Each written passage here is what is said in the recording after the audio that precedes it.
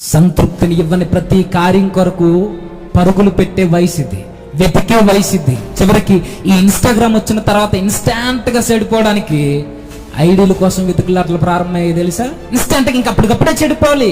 ఈ యవన దశను పాడు చేసుకోవడానికి మార్గాలు తెరిచింది సోషల్ మీడియా. మంచి కొరకు ఉపయోగించుకునే వారు లేరు ఈ కాలంలో. అని ప్రభువుని వెతుకు.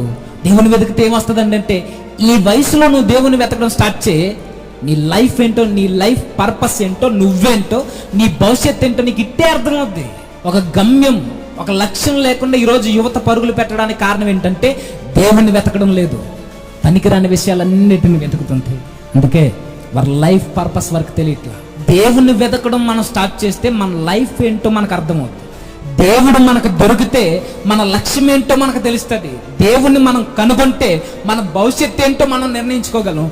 దేవుడే మన దగ్గర లేడనుకోండి, గూగుల్లో పనికిరాని విషయాలన్నీ మనం వెతుకుతూ ఉంటాం. లైఫ్లో ప్రైమ్ టైంని చాలా పనికిమాలిన విషయాల్ని వెతకడానికి ఉపయోగిస్తుంది ఈరోజు యవనస్తులు.